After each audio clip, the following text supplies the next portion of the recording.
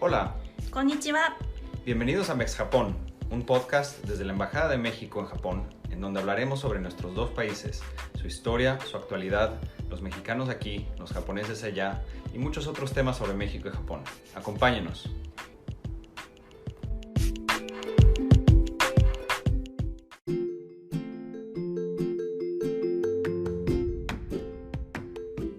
Bienvenidos a un nuevo episodio de Mex Japón, el podcast desde la Embajada de México en Japón. Yo soy Emanuel Trinidad, consejero para cooperación académica, científica y tecnológica, y más que en cualquier otra ocasión, hoy realmente les quiero dar las gracias por escucharnos, porque estamos cumpliendo 2 años de haber iniciado esta aventura, este gran proyecto en el que tratamos de llevarles a ustedes las personas que construyen la relación entre México y Japón, de conversar con ellos, de conocer sus experiencias y de saber qué es lo que aportan realmente a la amistad entre nuestros dos países. Y bueno, hoy tenemos un invitado de súper lujo, uno de los más importantes especialistas mexicanos en el estudio de las relaciones entre México y Japón, tanto desde el punto de vista histórico como desde el punto de vista político y económico.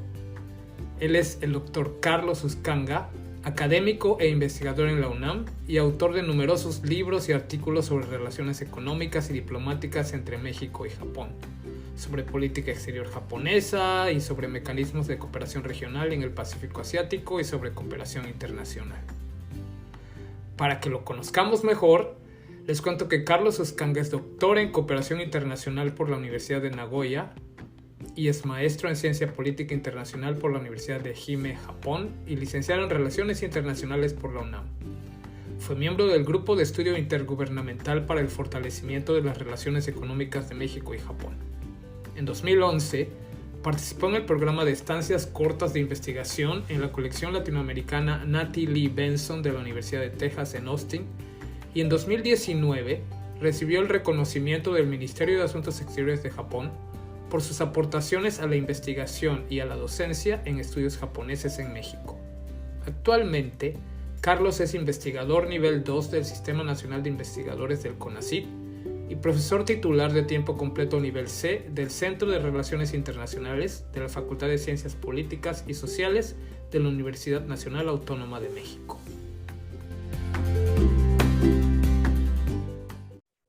Muchísimas gracias, Carlos, por estar con nosotros en este podcast y regalarnos alguno de tu valioso tiempo y amplios conocimientos.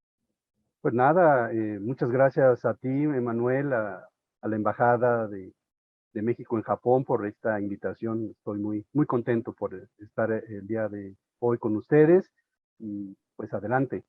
Pues, oye, generalmente iniciamos preguntándole a nuestros invitados mexicanos cuál fue el origen de su interés por Japón. ¿Cómo llegaste tú acá y qué te motivó a convertirte en un especialista en el estudio de este país y sus relaciones con México? Pues muy bien, pues te puedo comentar varias cosas, pero para hacerlo más compacto, te diré que, bueno, pues como estudiante de relaciones internacionales, pues los temas de Asia pues eran frecuentes, ¿no? En las clases, en la misma estructura, diríamos, curricular de la licenciatura. Y la verdad, yo inicialmente, bueno, pues como otros estudiantes no sabíamos exactamente por dónde, digamos, especializarnos. Y fue justamente como a la mitad de la carrera, porque en el viejo plan en la UNAM, Relaciones Internacionales, teníamos un tronco común un tanto largo de 3 semestres. Fue cuando me encuentro con el profesor Alfredo Romero, y él pues fue instrumental y crucial pues para encauzar todo este interés que yo de manera potencial tenía en los estudios en general de relaciones internacionales, a focalizarlo, diríamos, a los temas de Asia. Posteriormente, debemos recordar que en los 80 también va a iniciar toda esta discusión sobre los proyectos de cooperación regional en la cuenca del Pacífico, y también esto fue la otra vertiente que me orilló, diríamos, a avanzar en estos estudios. Y bajo esta idea, entonces, dije, no, pues entonces hay que, pues, tener el andamiaje, digamos, básico para poder, en un futuro, poder estudiar en Japón. Y ahí fue cuando yo me inscribí al CELE, siendo justamente mi maestro Alberto López Javid, ¿no? Al cual le dedico esta charla, porque fue no solamente mi maestro, sino después, pues, un gran funcionario ahí en la Embajada de México en Japón. Claro, un gran amigo que recordamos mucho en esta embajada como Exactamente. funcionario tanto en Tokio como en Osaka. Y fíjate que como maestro y como funcionario era exactamente igual, proactivo, digamos, con un don de socialización intensa. La verdad que fue una luz para mí en el camino. Y también alguien que también me permitió tener ya los elementos tangibles para poder hacer la visita y la estancia en Japón fue el doctor Víctor López Villafaña. Él me dio los contactos claves dentro de sus redes académicas en Japón y fue, pues diríamos, pues un elemento que yo siempre, cada vez que lo veo, le agradezco. Y llegué a Japón en 1990, hace 32 años, ¿verdad? Mm. Justamente en la época del Momiji, ¿no? Me tocó ver estos tonalidades pues, que quizá en la Ciudad de México no las podíamos apreciar, o quizá mi sensibilidad no estaba tan agudizada como lo podemos observar en Japón. Y llegué a la Universidad de Kime como Kenkyusei. Y la verdad, debo ser sincero, mi idea era una estancia corta en Japón. Yo decía, bueno, voy a buscar información para mi tesis de maestría que ya estaba realizando en la UNAM, pero indudablemente, como nos sucedió a muchos mexicanos, Japón nos atrapó, ¿no? Y ya después yo consideré, dije, bueno, ¿por qué no hacer una maestría aquí también? Y ahí estamos ya aquí, ¿verdad? Hablé con mi esposa es mexicana, me dijo, pues sí, pues si esa es la idea y el plan, pues adelante. Y posteriormente justo se engarzó lo del doctorado en la Universidad de Nagoya, pero ya con el apoyo de CONACYT. Entonces yo soy una suerte de híbrido, de Ryugakusei híbrido, ¿no? Primero con Monbusho en esa época, Monbu Gakusho ahora, y después por el gobierno mexicano. Y Primero así fue el como gobierno decidimos. japonés y después el gobierno mexicano. Exactamente, Mm. exactamente. Y así, bueno, pues ya emprendí el camino para pues, especializarme en Japón. Y también, debo de decir, mi doctorado fue en cooperación internacional, ligado a mi interés inicial de los proyectos de cooperación en la cuenca del Pacífico, pues analizamos África. Claro, pues creo que ganamos mucho en las relaciones México-Japón porque tu obra definitivamente es un referente en el estudio de las relaciones entre nuestros dos países. Y bueno, es tan vasta, tanto en cuestiones de diplomacia, como en relaciones bilaterales, como de cooperación, que necesitaríamos como una serie de 10 episodios o más para conversar contigo sobre todo lo que has estudiado. Pero en esta ocasión tú nos has señalado tu interés en conversar hoy sobre un aspecto muy interesante y poco conocido de esas relaciones entre México y Japón, que es la presencia de los mexicanos en Japón. Cuéntanos qué atrajo tu atención de este tema y por qué lo has denominado la otra celebración. Sí, fíjate que en efecto, en el marco justo de los 125 años de la fundación de la colonia Inomoto, yo me puse a cavilar, y de hecho yo había estado ya dando algunos trazos en mi investigación sobre mexicanos. Hice un trabajo por ahí sobre las crónicas de mexicanos, fundamentalmente de algunos de ellos que estuvieron en Japón como turistas o como, digamos, visitantes temporales, y como diplomáticos también en los años 30. Entonces, pues dije, bueno, hay que también celebrar, ¿no? Tenemos otra celebración y ahí tenemos que celebrar la presencia de los mexicanos, ¿no? Y la verdad que no ha habido un seguimiento histórico sea, no hay datos, no hay una investigación que, digamos, específica que colegas o yo en el pasado hubiéramos atendido. Y sabemos claramente que, bueno, a diferencia de lo que sucede con las migraciones de mexicanos a Estados Unidos, en el caso de Japón, pues no hubo migraciones masivas, diríamos, ¿no?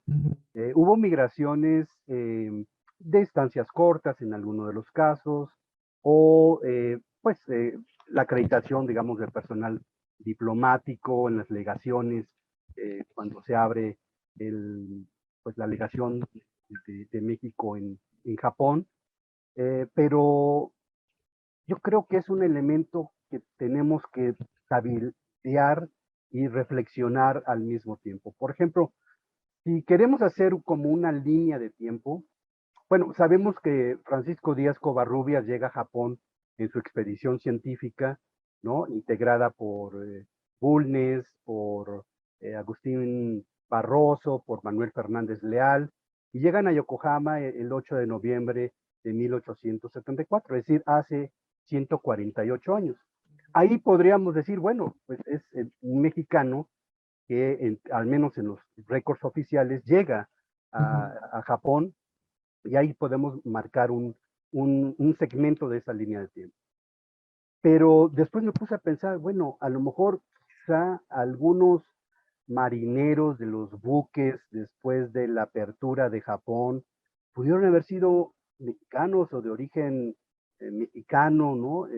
Posiblemente, o algún misionero católico o cristiano que pudieron ser de origen mexicano. Eso es muy complejo saber y eso implicaría una investigación de años, pero ahí está un elemento, ¿no? Quizá otro segmento de esta línea de tiempo, a lo mejor lo podríamos decir, bueno, ok, la llegada del ministro José María Rascón y ya la instauración formal de la legación de México en Japón, ¿no?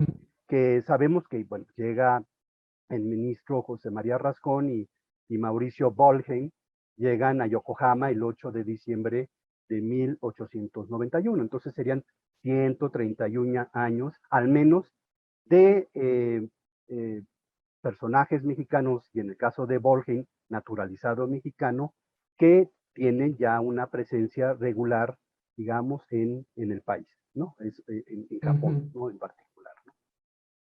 Sin embargo, no podemos dar de descartado, como esta reflexión que hicimos con Covarrubias, que, por ejemplo, después de la firma del Tratado de 1888, que sabemos, ¿no? El Tratado de Amistad, Comercio y Navegación, pues también hubiera habido presencia de algún mexicano como parte de una tripulación, que en estancia temporal, que haya estado en Kobe, que hayan estado en Hakodate, que hayan estado en la misma Yokohama, y pues bueno, pues, y también pues las mismas órdenes religiosas. Lo que sí podemos poner en otro segmento es algo que ha trabajado y que trabajó Guillermo Quartucci, también alguien que conoce y ama Japón como todos nosotros, es la llegada del buque Escuela Zaragoza en 1899 y las crónicas que hace Carlos Glass, un miembro de esa tripulación, sobre Japón y su visita, ¿no? Entonces hay una narrativa en la figura de crónica que se va a publicar en los diarios nacionales sobre Japón, y creo que son de los primeros mexicanos a finales del siglo XIX que tiene y puede atestiguar los cambios vertiginosos que va a sufrir la era Meiji, ¿no? Y el tránsito al siglo XX. Entonces, bueno, esas serían las motivaciones para poder rastrear estos mexicanos hasta la actualidad y poder hacer en cada uno de ellos muchas celebraciones, ¿no? De su contribución, de su legado y su trayectoria en este hermoso país que es Japón.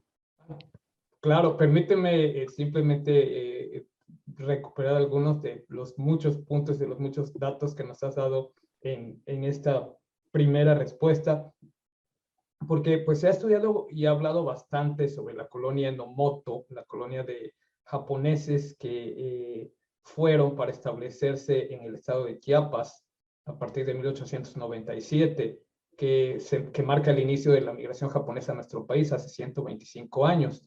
Pero como tú bien dices, pues sabemos muy poco de los primeros ciudadanos mexicanos que residieron en Japón, cómo eran, qué los llevó a cruzar el Océano Pacífico y aventurarse en una región del mundo entonces tan desconocida para México. Y bueno, pues también sabemos que de acuerdo con las previsiones del Tratado de Amistad, Comercio y Navegación firmado entre México y Japón en 1888, perdón, como tú bien mencionas, que dio lugar a que se establecieran por primera vez las relaciones diplomáticas entre nuestros dos países, los ciudadanos mexicanos fueron los primeros occidentales en tener derecho a asentarse en todo el territorio de Japón, más allá de los puertos designados para el comercio internacional, que eran Yokohama, Kobe, Nagasaki.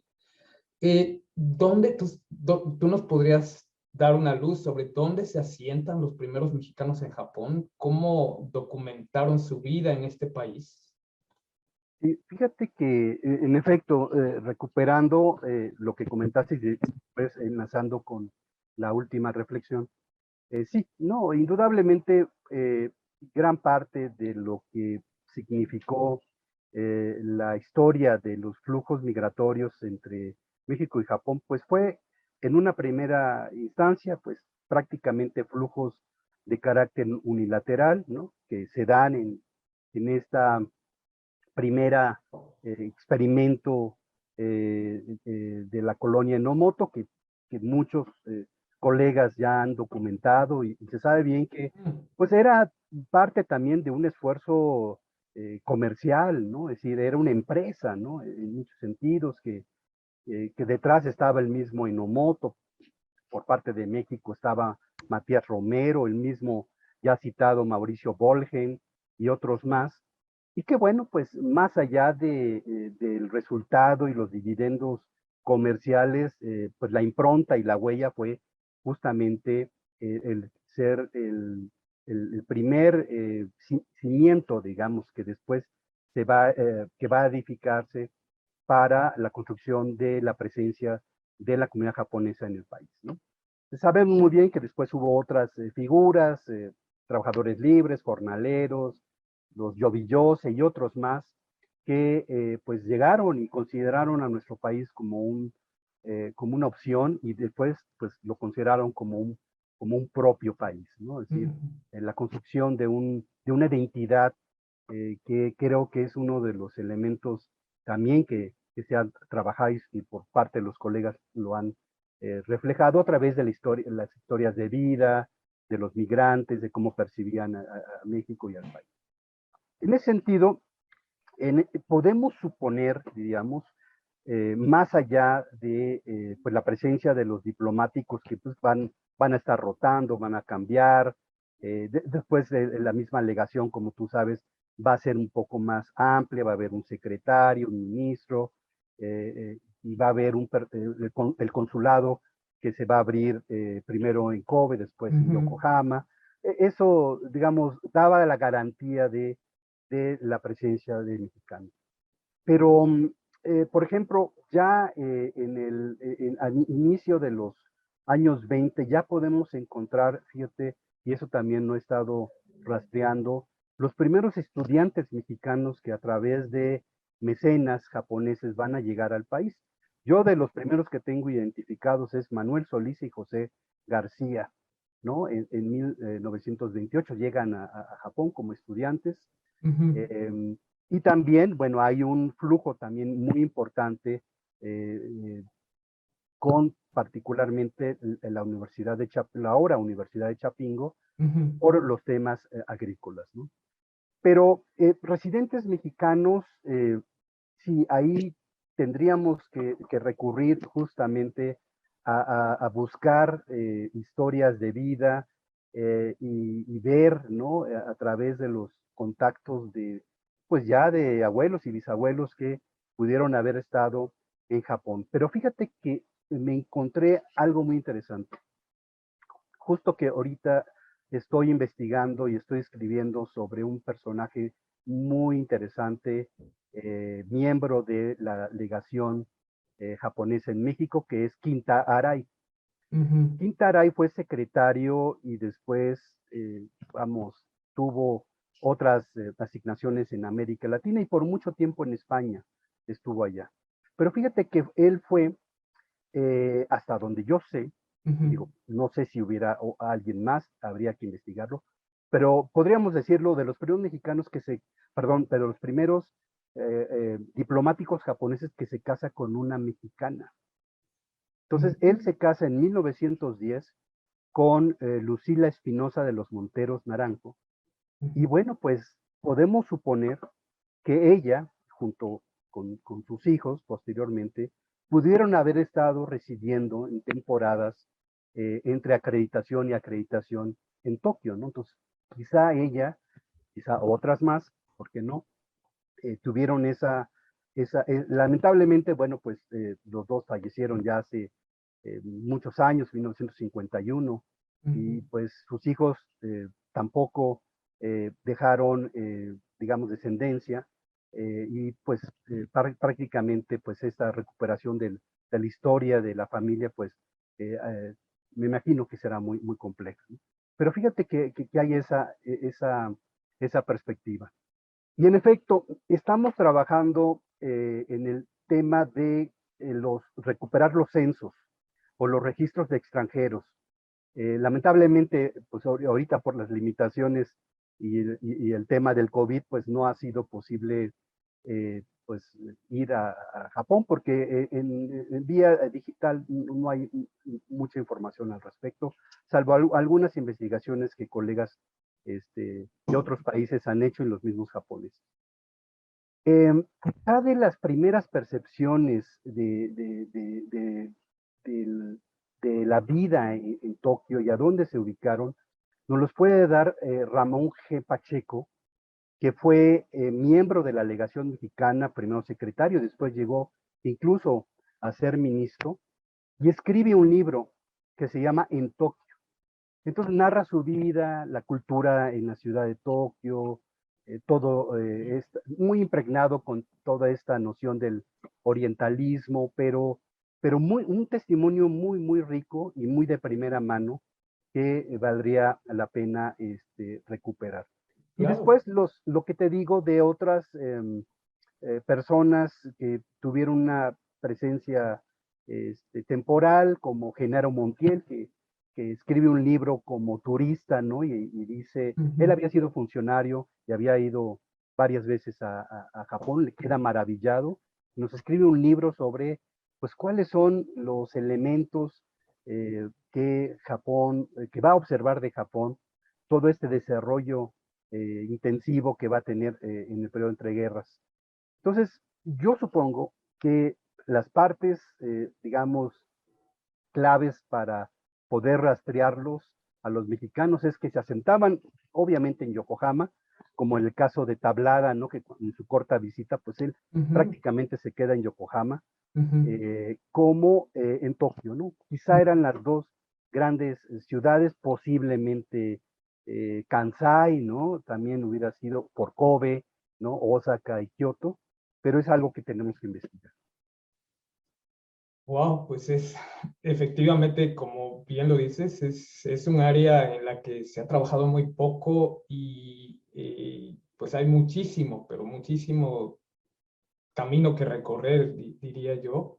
Y muy interesante porque también nuestra comunidad mexicana en Japón, aunque pues comparada con otras comunidades mexicanas en otros países del mundo es relativamente pequeña, pues sí se conforma de gente muy activa y de gente de varias olas que han estado viniendo y que yo creo que para ellos sería muy interesante conocer a quienes les han precedido.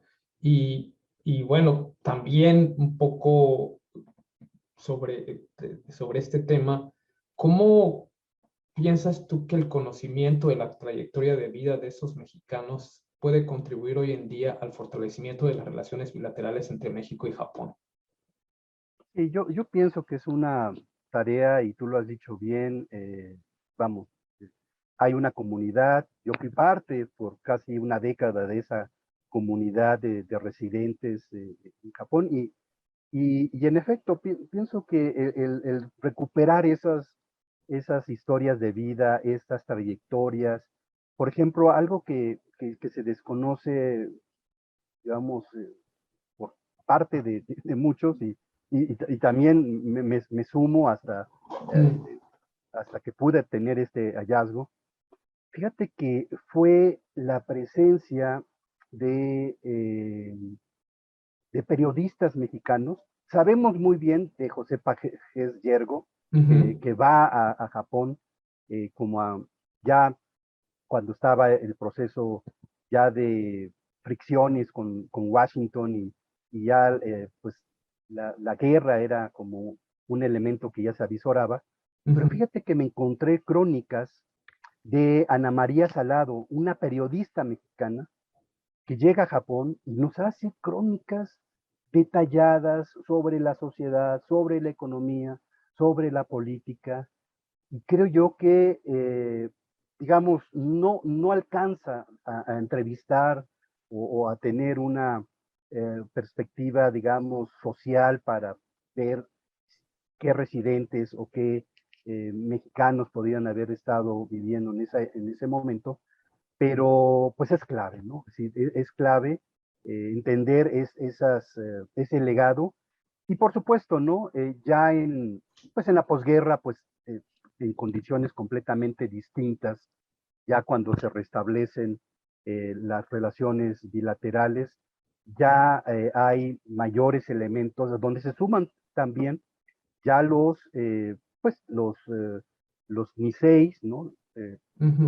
Que descendientes japoneses que nacieron en México y que ellos han aportado también muchos aspectos claves de la vida.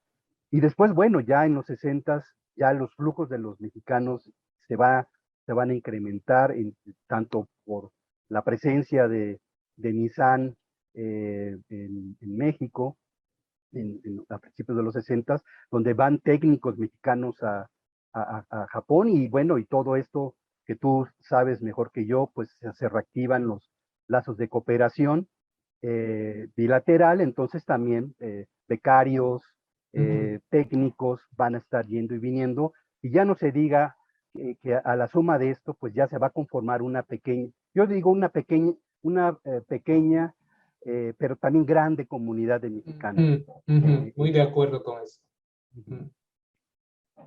Y bueno, la verdad, Carlos, es que estoy maravillado con todo esto que nos cuentas, todo lo que se aprende platicando contigo un ratito es impresionante, de verdad. Estoy hasta tomando notas. Y bueno, otra de tus áreas de especialidad es también la historia diplomática entre nuestros dos países. Y aquí yo quisiera pedirte el favor de que nos compartieras alguna historia o anécdotas importantes que tú quisieras destacar para comentar con nuestra audiencia. Por supuesto. Fíjate, y la ventaja es que nadie nos está oyendo. Esa es la ventaja, ¿verdad? Porque tengo una primicia para ti. Ah, Mira, fantástico. fíjate que he estado investigando, justamente, es muy largo decirlo, pero voy a cortar a raíz de la visita de Francisco León de la Barra a Japón, que se da en 1914 en el marco de, pues es una suerte de embajada que se organiza para agradecer la presencia de Japón en el centenario de la independencia.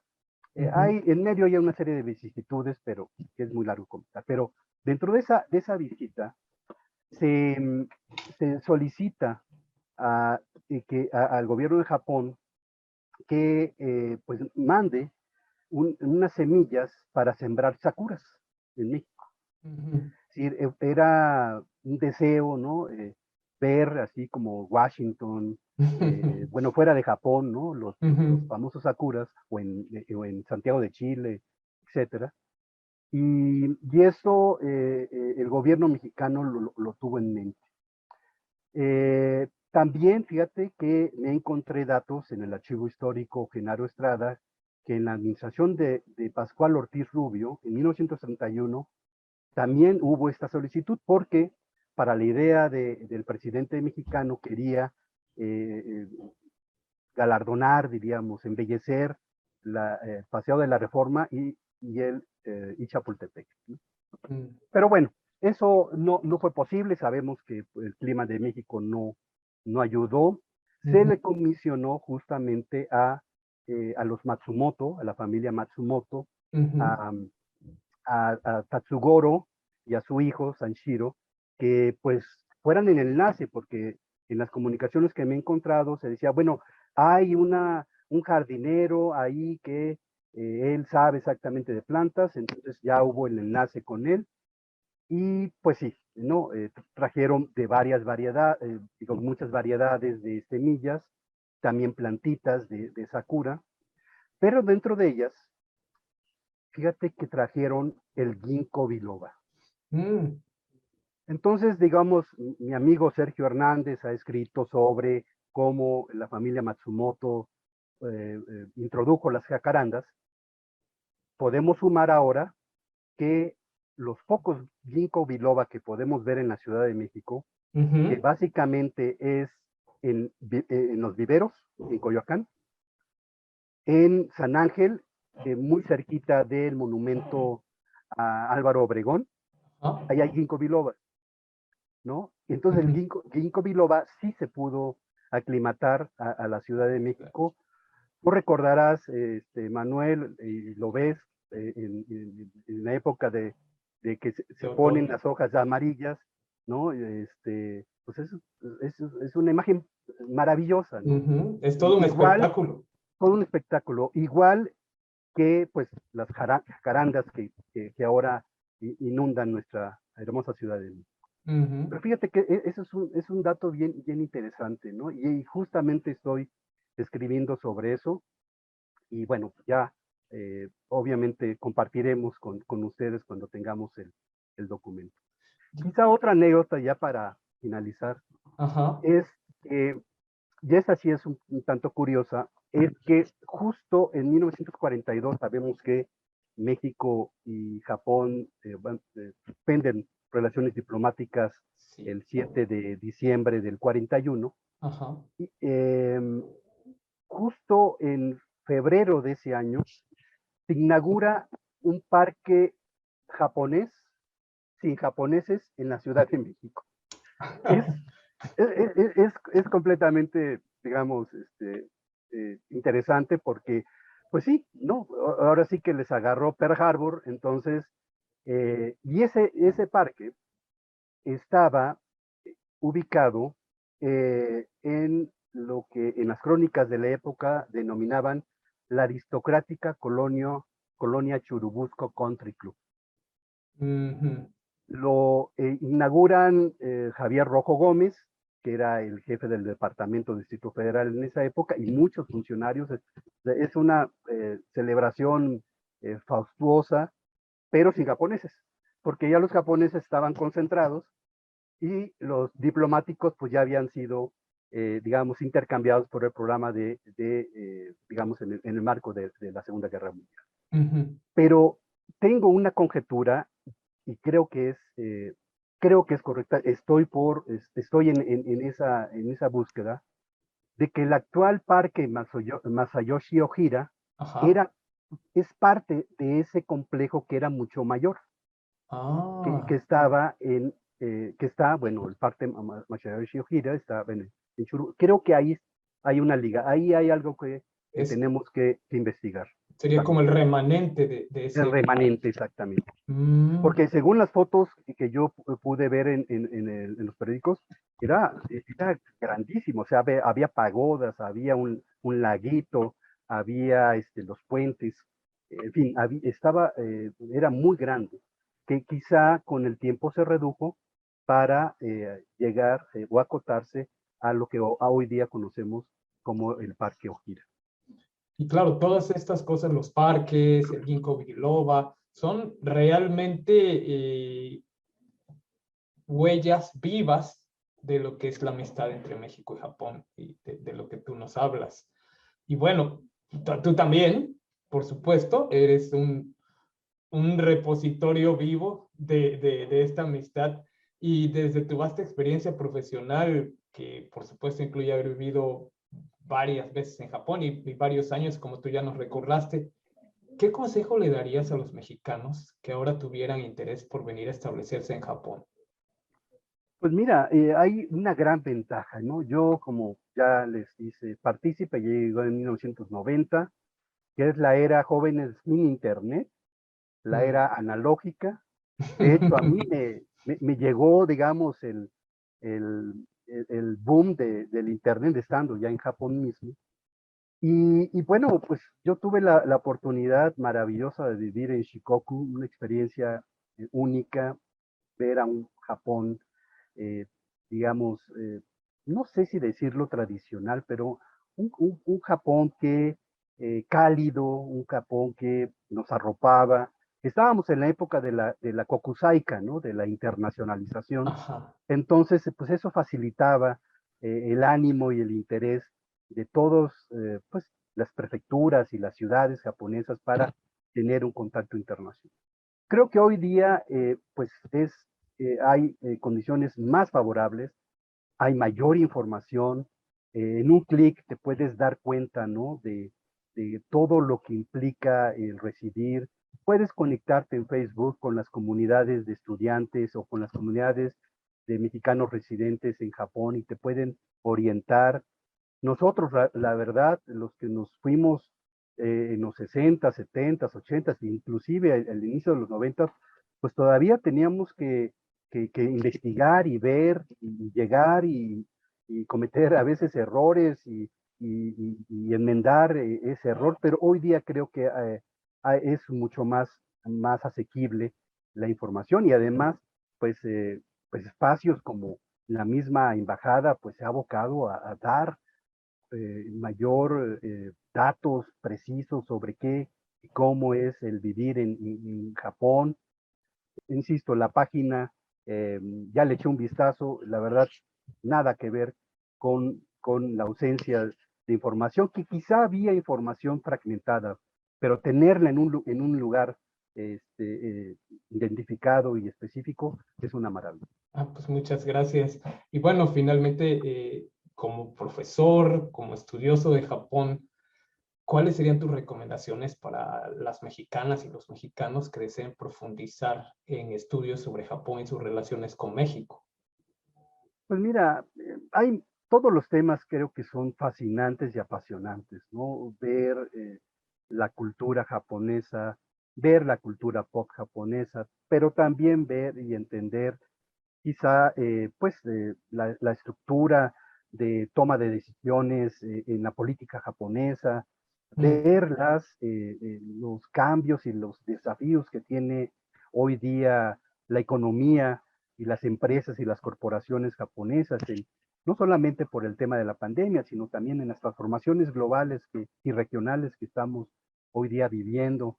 El analizar, bueno, estos temas de historia que ya hemos hecho mención, también creo que son atractivos para poder conocer y justamente poder entendernos más a nosotros mismos, pero también al otro. Es decir, entender a Japón es un medio también para poder interiorizarnos y hacer un análisis y decir, bueno, Japón ha transitado estos caminos, nosotros podemos transitarlos. Bueno, no, sí, parcialmente, sí, ¿por qué no? Sí lo podemos hacer, bajo qué condiciones. Yo creo que es un efecto de dos vías, ¿no? Y el Mm. conocer más a Japón, insisto y reitero, es también conocernos más a nosotros mismos. Claro, claro que sí, definitivamente. Pues Carlos, de verdad que como te dije, como dije al principio, podría estar horas aquí platicando contigo porque tenemos tantas cosas que aprender de ti y es tan interesante todo lo que nos cuentas. Pero bueno, por ahora pues te agradecemos muchísimo el dedicarnos este tiempo, el compartir tantos conocimientos que tienes, todos estos interesantes estudios, investigaciones que tú realizas y que definitivamente contribuyen a hacer más fuertes los lazos entre México y Japón. Y para concluir, pues solo quisiera hacerte un par de preguntas. que siempre le hacemos a todos los invitados a nuestro podcast. Y es, la primera es, ¿qué le recomendarías a una persona japonesa no perderse de México? Bueno, yo le recomendaría, pues bueno, la gastronomía mexicana, ¿no? Tenemos una gastronomía variada, diversa, ¿no? El probar, pues el mole oaxaqueño y sus diferentes variedades, el mole poblano, comer unas picaditas de nuestro querido estado de Veracruz, ¿verdad? Y unas gorditas, Claro. serían sensacional. Y bueno, ya no se digan los lugares turísticos emblemáticos, ¿no? Las maravillosas ruinas arqueológicas, nuestra historia, digamos, que es ancestral y que pues hoy día tenemos la fortuna de poderla todavía ver y palparla. Nuestro museo de pues, antropología, que pues es también en sí mismo una maravilla, ¿no? ¿Y qué le recomendarías a una persona mexicana no perderse de Japón? Bueno, mira, la verdad, yo le recomendaría mucho cruzar el mar interior de Seto, que tomaran un ferry en Hiroshima a Matsuyama, porque es una maravilla. Es el mar bañado por múltiples islotes, islas, y la verdad que los atardeceres son una maravilla, ¿no? Ya no se diga de la gastronomía también, ¿no? Es decir, sabemos que ahora en México pues se han multiplicado los restaurantes japoneses, pero la verdad no hay nada como un buen y verdadero okonomiyaki. Probar las texturas de un tempura elaborado por un chef japonés, que es un arte, no solamente es un arte culinario, sino es visualmente artístico. Y ya no se diga un curry rice casero, de esos que te venden en los festivales, y la verdad que de pensarlo ya me dio hambre, ¿no? Porque son deliciosos. Pues muchísimas gracias de nuevo. De verdad que ha sido una delicia contar con tu presencia en nuestro podcast y yo estoy seguro que toda nuestra audiencia lo disfrutará tanto como he disfrutado yo esta conversación. Que te agradezcamos muchísimo y bueno, esperamos volverte a tener pronto como invitado y tenerte por acá en Japón pronto, ahora que ya parece que las cosas están poco a poco retornando a la normalidad. Muchas gracias a Pues ti. esperamos verte pronto por acá. Por supuesto. Hasta Gracias, luego. Muchas gracias hasta luego. a nuestra audiencia.